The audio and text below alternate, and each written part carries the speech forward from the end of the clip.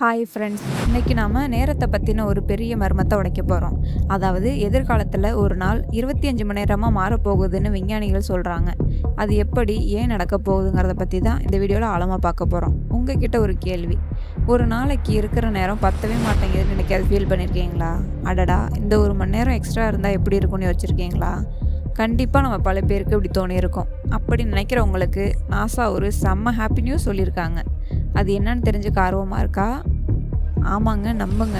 நீ ஒரு நாள்னா 24 மணி நேரம் இல்லை, 25 மணி நேரம். இதுதான் நம்மளோட ஃப்யூச்சரில் ஒரு நாளோட கணக்கு. ஆனால் ஒரு நிமிஷம், இதில் ஒரு சின்ன ட்விஸ்ட் இருக்குது. இந்த எக்ஸ்ட்ரா 1 மணி நேரம் நமக்கு எப்போ கிடைக்கும்? அது அவ்வளோ சீக்கிரமாக நடக்கிற விஷயமா? வாங்க பார்க்கலாம்.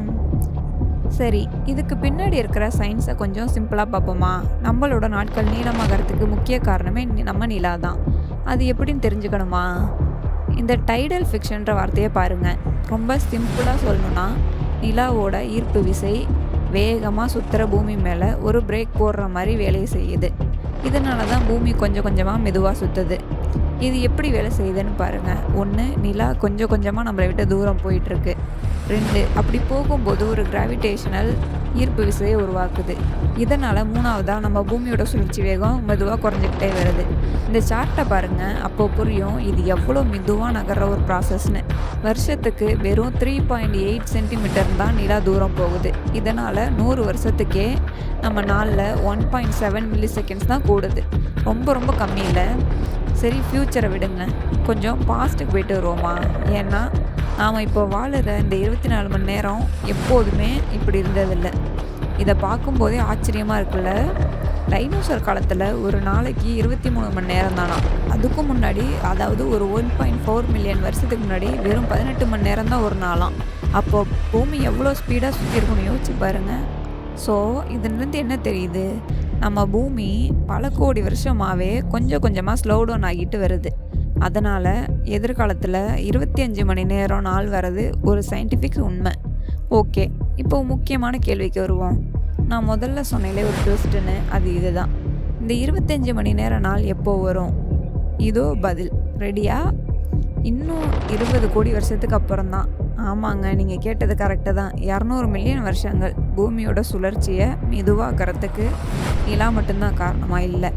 நம்ம கிளைமேட் சேஞ்சினால் நம்ம துருவ பகுதிகளில் பனி உருகுதில்ல, அது கூட பூமி சுழற்சி வேகத்தில் ஒரு சின்ன பாதிப்பை ஏற்படுத்தும்னு சொல்கிறாங்க.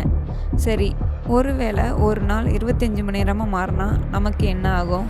நம்ம உடம்புக்குள்ள சர்க்கீடியன் ரிதம் அப்படின்னு ஒரு பயாலஜிக்கல் கிளாக் இருக்குது. அது 24 மணி நேரத்துக்கு செட் ஆகி ஓடிட்டுருக்கு. அது 25 மணி நேரமாக மாறும்போது நம்ம பாடி எப்படி ரியாக்ட் பண்ணும்? அது ஒரு பெரிய கேள்விக்குறி தான். வாங்க இந்த விஷயத்த அதோட அடுத்த கட்டத்தில், இறுதி கட்டத்தில் பார்ப்போம். ஒருவேளை இப்படியே நிலா நம்மளை விட்டு தூரமாக போயிட்டே இருந்து ஒரு நாள் நம்ம விட்டு சுத்தமாக பிரிஞ்சிச்சுன்னா அப்போ என்ன ஆகும்? பூமியோட சுழற்சி நின்றுடுமா? யோசிக்கவே ஒரு பயமாக இருக்குல்ல. நிச்சயமாக இந்த 25 மணி நேரம் நாளை பார்க்க நம்ம யாருமே இருக்க போகிறதில்ல. ஆனால் இது நமக்கு ஒரு நல்ல விஷயத்தை புரிய வைக்குது. பூமிக்கும் நிலாவுக்கும் இருக்க அந்த நுட்பமான உறவை, ஒரு பேலன்ஸை, அதனால தான் நம்ம இங்கே வாழ முடியுது. ஸோ இப்போ நமக்கு கிடச்சிருக்க அந்த நேரம் எவ்வளோ விலை மதிப்பற்றதுன்னு யோசிச்சு பாருங்கள். அதனால் கிடைக்கிற ப்ரீசியஸ் டைமை யூஸ் பண்ணிக்கோங்க. இது இன்னும் முடியல, இதுதான் தொடக்கம். ஸோ இது போல் இன்னும் வீடியோவை பார்க்குறதுக்கு நம்ம சேனலை மறக்காமல் சப்ஸ்கிரைப் பண்ணிக்கோங்க.